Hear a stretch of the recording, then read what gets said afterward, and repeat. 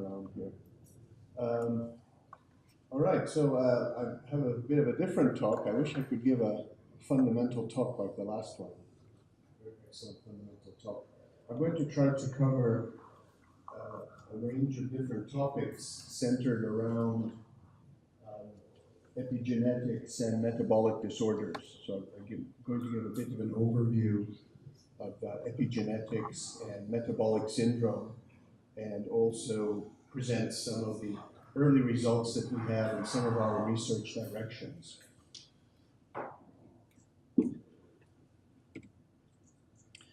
We do a lot of assay development in my lab, where we test purified compounds and plant extracts for different activities. Most of our work is centered around cell transport systems, but today I'm going to focus more on some of the epigenetic effects and the cytokines and regulation of metabolism. So I'm going to start off with a bit of an overview of epigenetics. I'm not sure if you're familiar with this topic or not, but epigenetics refers to chromatin modifications, chemical modifications of chromatin. So modifications such as DNA methylation, protein methylation, protein acetylation.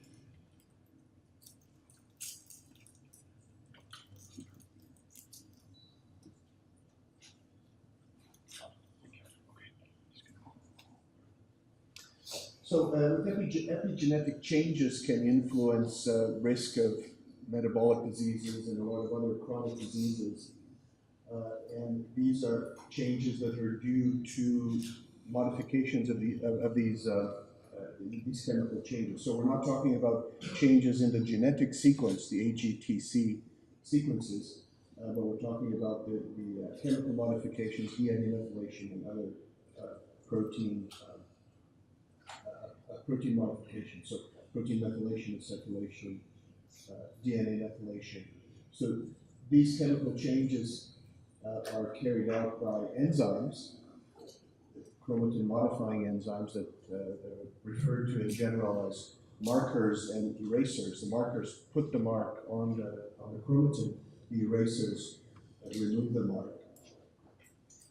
And the most interesting thing I think about epigenetics is that environmental factors, diet, nutrition, physical activity, a wide range of environmental factors can influence the expression, activation, and recruitment of these enzymes that then put on these epigenetic marks or remove the epigenetic marks, thereby controlling gene expression programs.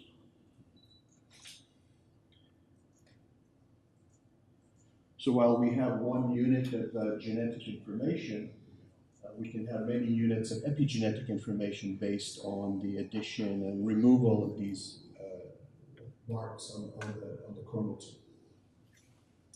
And this is one of the reasons why we can have a precursor cell, a stem cell, for example, with a similar genetic sequence can give rise to different, a wide range of differentiated cell types based on epigenetic changes.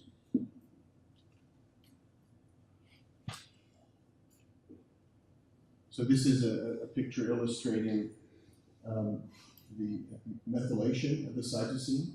So DNA methylation, so here we have a structure that shows it's meant to show that the methylation, the filled in circles are meant to show the methylated cytosines. And in general, the genetic regions where there's a lot of methylation, there's gene repression. And sequences where there's less methylation typically are associated with gene activation. There are exceptions to this, but this is a general trend. And similarly with acetylation of protein in the chromatin, highly acetylated proteins are associated with a more open chromatin conformation and expression of genes, access to transcription factors, while less acetylation or removal of acetyl groups by deacetylases, such as HDACs, histone deacetylases, results in a more compact conformation and usually gene repression of gene expression. So a lot of studies have been done on dietary factors that can influence DNA methylation or protein acetylation and thereby influence gene expression programs. And this is one of the links between diet and risk of chronic disease over long-term periods, over decades. So there's some purified compounds as well as more crude extracts have been tested in these systems, and they've been found to affect methylation levels as well as methylation of DNA as well as methylation and acetylation of the protein.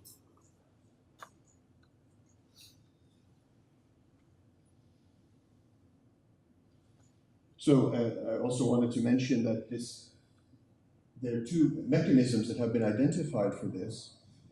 There are direct mechanisms whereby these compounds can influence the activity of the enzymes that put on the marks or remove the marks. And there are also indirect mechanisms whereby these compounds, phytochemicals I'll call them, they influence redox balance within the cell. And those changes in redox balance can then influence the epigenetic marks and epigenetic programs. So as one example here is vitamin E. It has been tested in this context. So vitamin E has direct antioxidant activity that is well known, but vitamin E can also influence other cell regulatory systems in terms of redox balance, and can also influence epigenetic marks. So in these studies, animals were fed a diet that contained vitamin E or was deficient in vitamin E, and then they analyzed the levels of the DNA methyltransferases. So these are the enzymes that can methylate DNA. And one of the interesting things that came out of this study was that in vivo, when the animals consumed the nutrient, vitamin E, all the DNA methyltransferases, the number 1, 3A, and 3B that were analyzed in this study, their levels were all decreased. And this was associated with lower DNA methylation. And this was in a particular tissue in the animal. When they removed the cells from that tissue and cultured the cells in vitro, and then did the same experiments in terms of exposing it to vitamin E, in vitro culture, they found that only one of the enzymes, one of the DNA methyltransferases, was decreased by vitamin E treatment. So this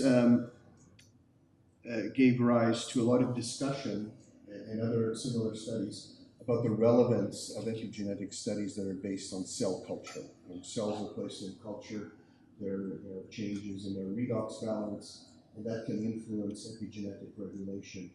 And the results from the cells in culture may not then be relevant in trying to link it to risk of chronic disease in vivo in the whole animal context. So we are doing some of these assays of the enzymes such as DNA methyltransferases and histone deacetylases in animals after exposing them to obesogenic diets or obesogenic diets plus possible anti-obesogenic phytochemicals. And I'll mention some of those in a moment. One more example here is that has been done by several groups is the possible health benefits of olive oil. So animals have been given high-fat diets based on olive oil or other oils, and then epigenetic analyses have been done, and they have found that the olive oil, compared to some of the other oils, results in different levels of those writers and erasers that put on those marks. So different epigenetic programs, and those differences may account for the health benefits over the long term. We're talking here over chronic diseases such as cardiovascular disease, type 2 diabetes and obesity also. So they've reported with olive oil consumption in the animal studies decreased risk of obesity and obesity-associated comorbidities, and also decreased inflammation and oxidative stress. And it appears that epigenetics and epigenetic reprogramming by the nutrient, or at least this food extract, is central for this regulation. Okay, so I'll talk a little bit about these the metabolic disorders, which typically involve obesity and atherogenic dyslipidemia, hypercholesterolemia, hypertriglyceridemia, for example, and insulin resistance and type 2 diabetes, and the importance of epigenetic regulation in this in metabolic disorders and metabolic syndrome. So metabolic syndrome is the situation when a person, a patient or a person has a combination of medical problems, including inflammation, insulin resistance, resistance to leptin, hypertension, as is mentioned here, and also there are epigenetic changes that are associated with metabolic syndrome. And many studies that have been done on this, on some of the epigenetic differences that occur in the development of obesity. And interestingly, it has been found that if a person who is obese begins to lose weight, becomes non-obese after a period of time, some of these epigenetic changes that were created during the development of obesity remain. They remain influencing gene expression. So some obesity-related epigenetic changes can remain after the weight loss.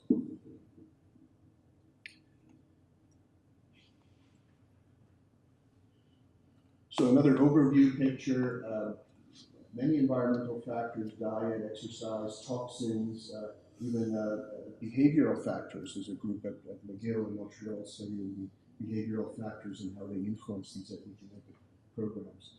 So many environmental factors affect these chemical modifications of the chromatin, such as DNA methylation, histone methylation, acetylation. There are well over 20 different modifications that have now been identified. But usually most of the studies involve DNA methylation, the methylation and acetylation of the protein, histones. So these changes can influence energy balance, all from all the regulatory points of energy balance, energy input, output, as well as metabolism, and influence the risk of metabolic disorders, of metabolic syndrome and obesity. This is the central idea of epigenetic regulation in metabolic disease. So a few examples here related to obesity. One of them is for the regulatory factor leptin, which is produced by adipose tissue. And leptin produced by adipose tissue works at the level of the brain, of the hypothalamus, and it can stimulate one type, some neurons, PRMC neurons, and inhibit other types of neurons. The overall effect is that leptin at the level of the brain is anorexigenic, so it decreases food intake. It stimulates the POMC neurons that are anorexigenic, and inhibits the NPY neurons that are orexigenic, that stimulate hunger. And also leptin has influence on energy expenditure in the body. So overall, leptin produced by the adipose tissue can influence energy balance.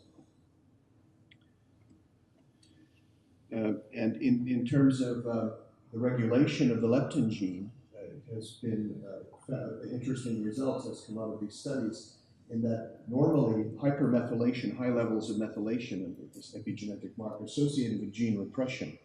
But in the case of obesity, it has been reported that high levels of methylation of the leptin gene, which are commonly found in obesity, actually stimulate the overexpression, stimulate gene expression. So it's a completely different type of regulation in an obese individual compared to a non-obese individual. And this mechanism, this difference from the normal in this regulation is not present, is not well understood. So that, in other words, the physiological state of a person, whether a person is obese or not, whether they smoke or not, whether they consume alcohol or not, those differences can also influence epigenetic regulation.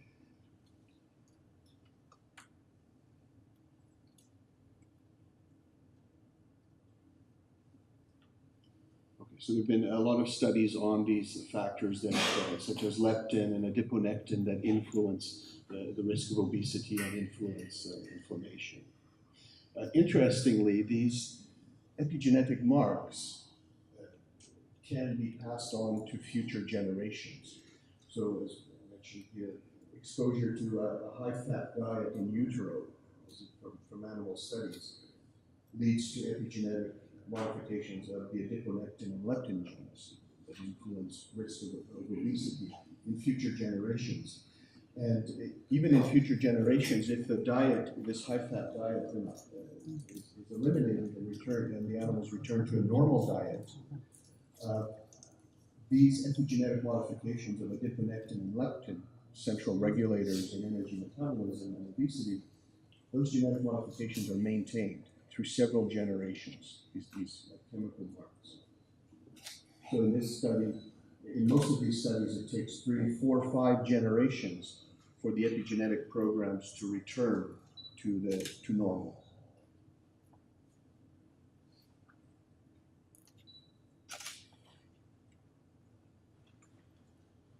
There's a lot of different metabolic pathways in the regulation of these epigenetic programs in relation to metabolic syndrome, in relation to obesity. Many pharmaceuticals, natural products. A lot of our work is on the natural products, the phytochemicals, and how they influence this metabolic signaling, and how they influence redox balance within the cell, for example, as AMP kinase. And all of these have been reported to influence epigenetic regulation.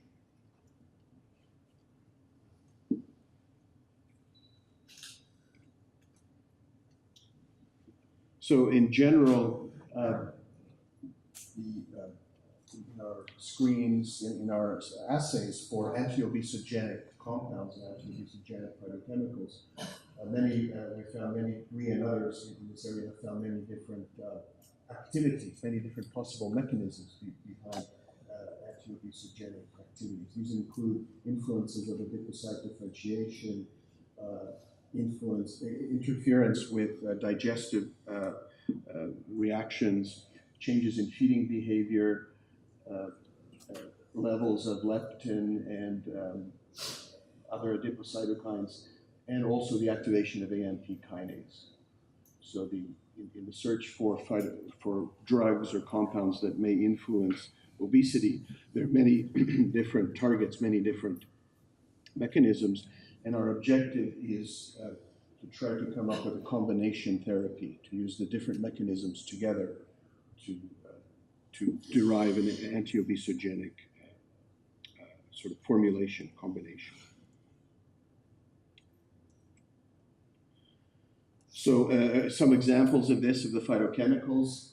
One of them is one that we have worked with, also centered around capsaicin and the capsinoids, the hot peppers that are consumed in some cultures, make the food spicy.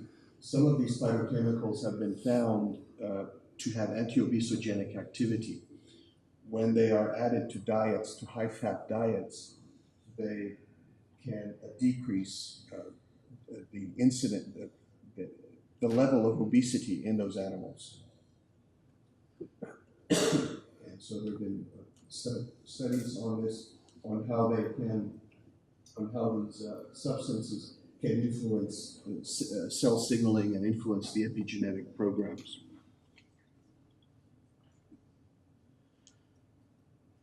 So some of the results that have come out of this, that the capsinoids, the phytochemicals of the hot pepper, can influence AMP kinase and influence the sirtuins, which are central regulators of metabolism and also of epigenetic regulation. We've started some studies looking at these phytochemicals and how they influence the epigenetic programs, the DNA methylation, protein methylation, and acetylation. And interestingly, also, we have found that these compounds can also influence cell transport pathways, endocytic transport, which is central to signaling, insulin signaling, leptin signaling, adiponectin signaling in the context of metabolic disease. So many other phytochemicals have been examined in this context, including resveratrol. In metabolic syndrome, oxidative stress has come out as inflammation and oxidative stress have come out as underlying pathological processes that contribute to the components of metabolic syndrome. And so we have looked at some of the effects of oxidative stress in the context of metabolic syndrome. So first of all, in terms of the of epigenetics, which is our developing interest in terms of epigenetic regulation of metabolic syndrome, we have put together a list of the possible mechanisms by which redox changes can affect epigenetic marks and contribute to metabolic disorders and other diseases. So redox balance changes, oxidative stress or changes in redox balance, can affect the expression of enzymes that put on or take off these epigenetic marks. It can affect the activity directly of these enzymes, these writers and erasers. The redox balance can also affect DNA binding activity, the transcription factors, and the endocytic transport pathways that are very important for signaling, for transport and signaling of the regulators. So there's a wide range of possible mechanisms by which redox balance can influence epigenetic marks. And the few examples that I will give you, what we've started to work on is on a transcription factor called NRF2. That is a central regulator of redox balance and protection of cells from redox stress. So high-fat diets, high sucrose diets in an animal context increase inflammation markers, they increase oxidative stress, and they decrease the level of NRF2, this protective transcription factor. So it's a transcription factor that leads to the expression of a lot of genes that are protective in terms of exposure to pro-oxidants. And what we and others have found is that the hot pepper extract that have been found in other studies to have anti-obesogenic activity, this extract also protects against these pathological changes that occur with a high-fat diet or a high sucrose diet. And also another set of studies, dietary olive oil, if it's given along with the high-fat diet, also influences NRF2. So it appears that NRF2, this transcription factor, is central to the inflammation and oxidative stress that is associated with obesity and the comorbidities. And going back to vitamin E, which, as I mentioned, has direct antioxidant activity in terms of neutralizing free radicals. Vitamin E can also influence the methylation. Dark and white circles here refer to whether a CpG site in the DNA is methylated in the dark circle or unmethylated in the light circle. So with the vitamin E treatment in these animals that are given a high-fat diet, there's more demethylation and there's a higher level of NRF2 expression. So vitamin E can increase NRF2 expression of this gene, NRF2. This is the overall regulatory pathway of NRF2 with oxidative stress, reactive oxygen species. Goes to the nucleus and influences the expression of a wide range of protective genes. So in general, we and others have found is that the range of phytochemicals, including some of the ones mentioned here, purified phytochemicals and different extracts of food components in medicinal plants, can increase NRF2 levels and increase NRF2 activity, and can counteract some of the obesogenic effects of high-fat diet, high sucrose diet. And interestingly, some of these exposure to some of these chemicals along with those diets can lead to long-term changes in NRF activity. Even after the diet changes or the high-fat diet stops, the animals return to the normal diet. Even after that time period, the NRF activity levels can remain high. The epigenetic programs the cells can be epigenetically reprogrammed and maintain the new epigenetic program even after a dietary change.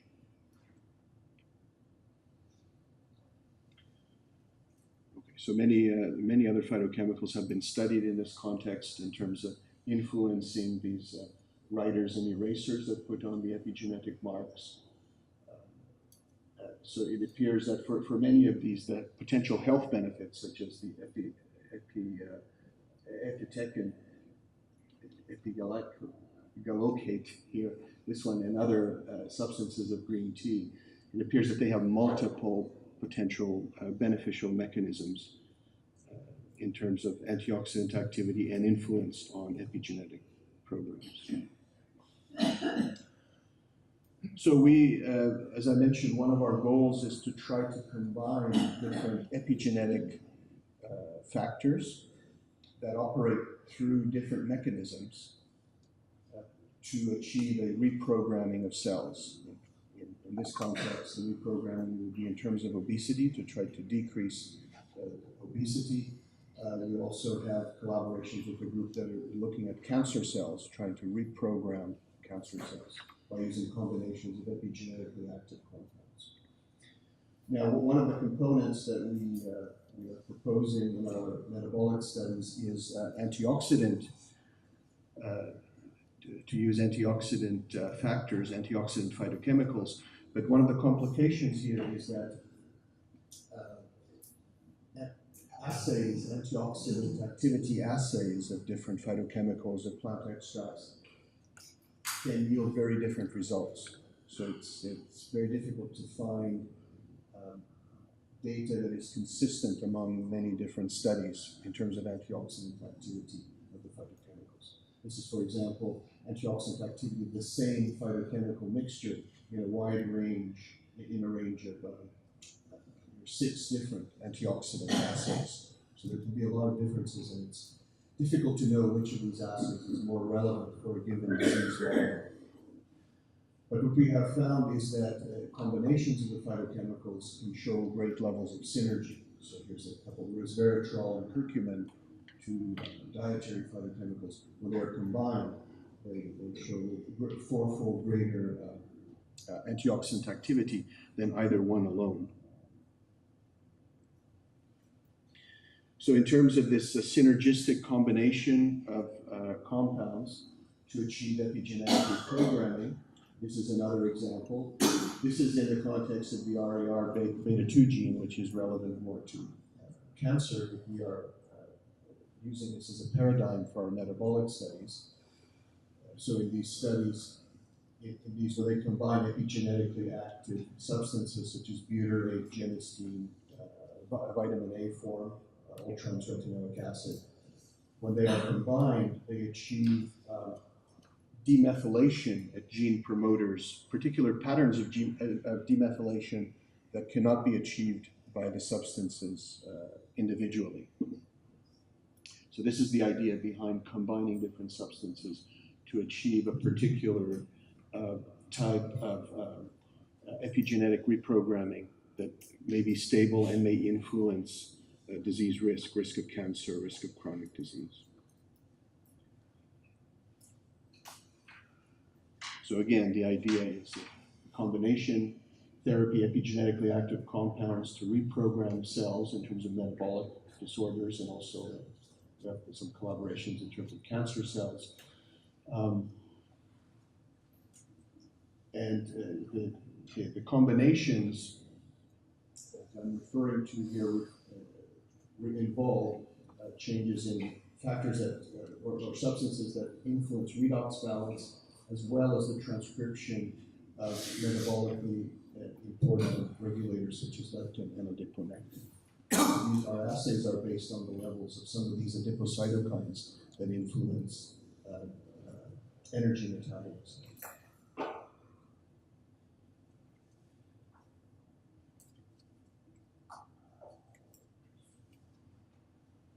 We've also done some studies related to aging. So we and others have found that with aging, we have increased oxidative stress in the tissues. This is an example here of oxidative stress in tissues in young and old animal tissues in oxidation assay. So we asked the question, what is the role of aging-related decreases in antioxidant activity? What role do they have in terms of epigenetic programming? And what role do they have in terms of the metabolic or the chronic diseases that typically develop over decades and are diagnosed later on in life in older individuals? And again, this NRF2 appears to be a central regulator in this oxidative stress and age-related metabolic stress that contributes to metabolic disorders.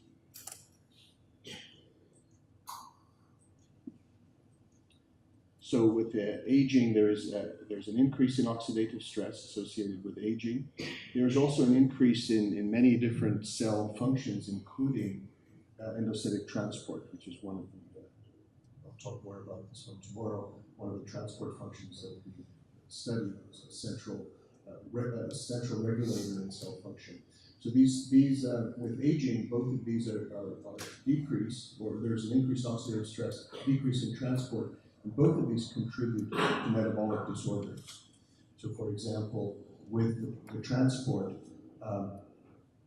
leptin receptor, insulin receptor signaling, which are important in terms of metabolic disorders, both of these can be affected by decreases in cell transport. If one interferes with the endocytic transport of the leptin receptor or the insulin receptor, then they don't achieve their normal signaling pathways, and this can contribute to resistance to both of these regulators, insulin resistance and hyperglycemia, and leptin resistance, which contributes to obesity.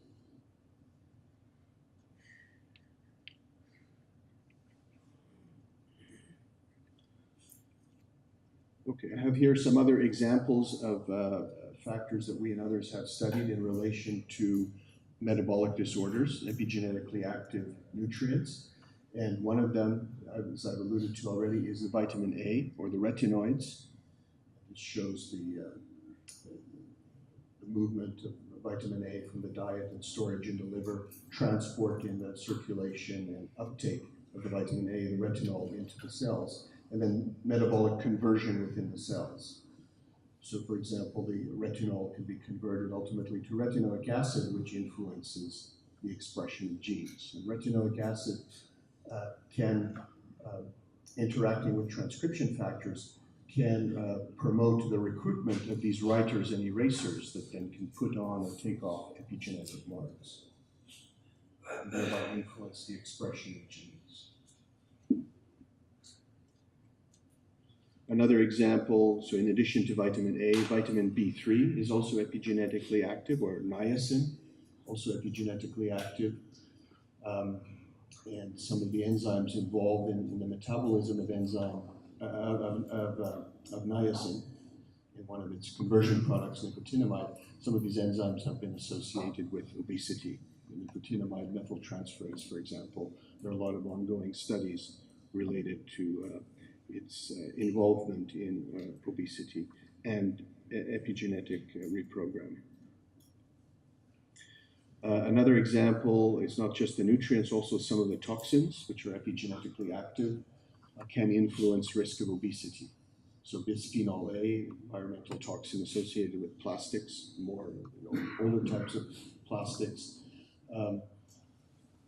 can also influence the risk of obesity, and it appears that bisphenol A has the capacity also for influencing epigenetic programs that then affect adipocyte differentiation and changes in the methylation levels of central regulators such as adiponectin and leptin.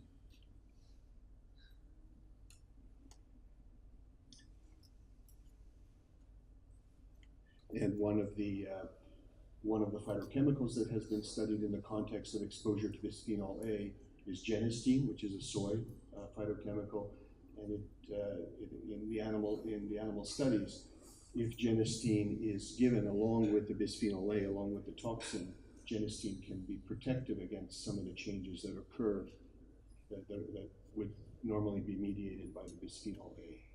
So genistein can act to counteract some of the epigenetic changes that are induced by this environmental toxin, including changes of adiponectin and also the NRF2 regulator of oxidative stress and inflammation. Okay, and as I mentioned, there are a lot of the anti-obesogenic factors that have been studied in the context of changes in epigenetic reprogramming. And resveratrol is another one of these that has shown anti-obesogenic activity. Okay, so some of the conclusions at this point, cellular redox changes that are associated with aging and chronic disease. These redox changes may indirectly contribute to epigenetic changes that can influence the risk of the chronic disease. When one is comparing the results of these types of experiments that are done in vitro in cells in culture and in whole animal context, there appear to be a lot of differences. So the cell-based studies may not always be relevant to the in vivo situations, I mentioned vitamin E experiments.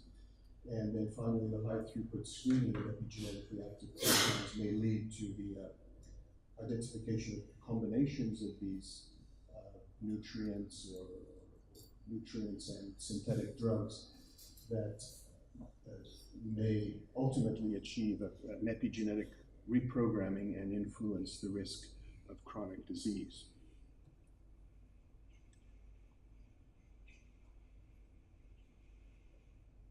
Okay, a couple of slides from some of the other work that we are doing in relation to obesity and related comorbidities. We also have part of our group is also working on hyperglycemia and glucose dysregulation, which is a central component also of metabolic syndrome and diabetes pathology.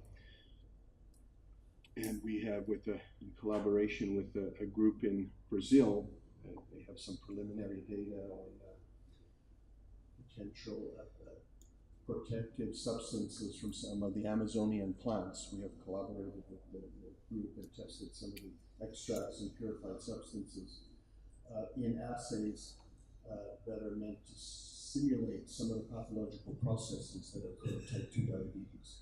In the case of hyperglycemia, the conversion of glucose to sorbitol and the tissue damage that caused by sorbitol, changes in osmotic pressure and changes in oxidative stress that are promoted by sorbitol. So we've developed some assays based on the reductases, such as Elder's reductase, and we can screen hundreds of different compounds. And from those studies, we have found strong activity from this particular Amazonian plant.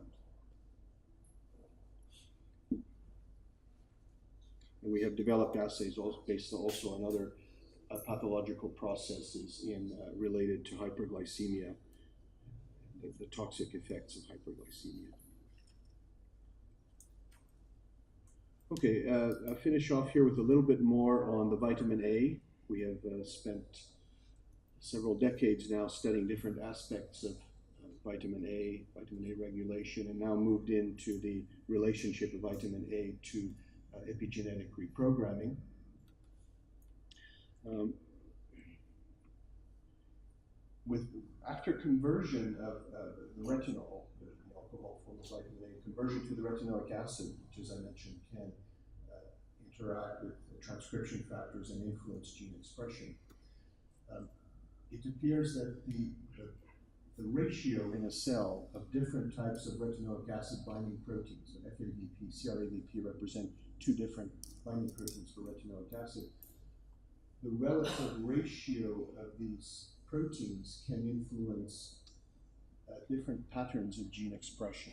If most of the retinoic acid interacts with the retinoic acid receptor, the RNR transcription factor, in those cells, that appears to be promote obesity. That appears to be more obesogenic.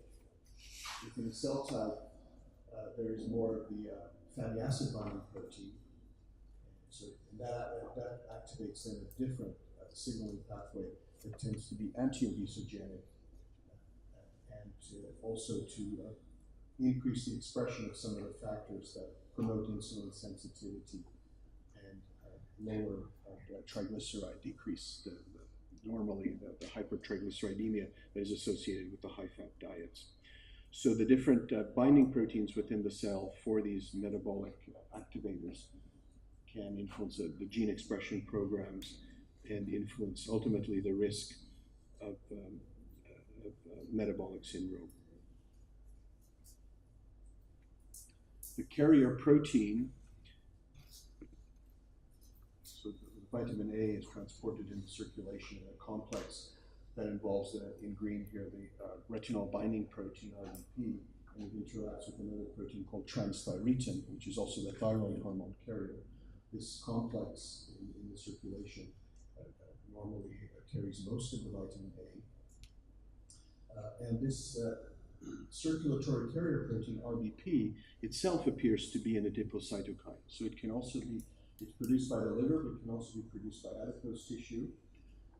And the RBP levels itself the RBP levels themselves can also influence the risk of obesity and insulin resistance. So, for example, this is a study that shows in obese individuals, there's a lower, obese individuals in the middle bar here, obese individuals typically have higher levels of this vitamin A, circulatory vitamin A carrier protein, compared to non-obese individuals. And the levels of this retinol binding protein, the circulatory carrier protein, correlate also with insulin levels and correlate with insulin resistance.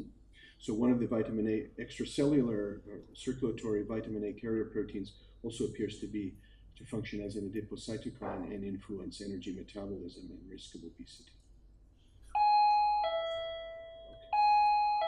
So just move on here to last two slides. This is another example of interference with the vitamin A metabolic pathway. This is conversion of vitamin A, of the retinol, to retinoic acid that influences gene expression. In some of the gene knockout experiments, when there's interference with this pathway, there's a large change in the body composition of these animals. So, for example, retinol dehydrogenase, knocking out the retinol dehydrogenase, almost doubles the percentage of body fat in these organisms. So, modulation of the retinoids, the vitamin A, modulation of their cellular delivery and intracellular transport. So, extracellular transport, intracellular transport, and their metabolic conversion appears to affect the risk of obesity and metabolic syndrome through some of these changes that have been associated with the vitamin A changes. Okay. All right, so finally, I'll mention again what our main goal in the context of metabolic disorders is to combine factors to try to achieve an epigenetic reprogramming, factors that influence the levels of the epigenetically active enzymes, that influence redox balance, and also that influence the transport of epigenetically active factors into the cell. So to try to, some of these combinations to achieve sustained long-term epigenetic reprogramming, changes in gene expression that can influence the risk of cancer development or metabolic syndrome and obesity. Okay, so thank you very much for your attention, and these are some of the individuals that have participated in these different, rather disparate studies that we carry out in the lab. Thank you.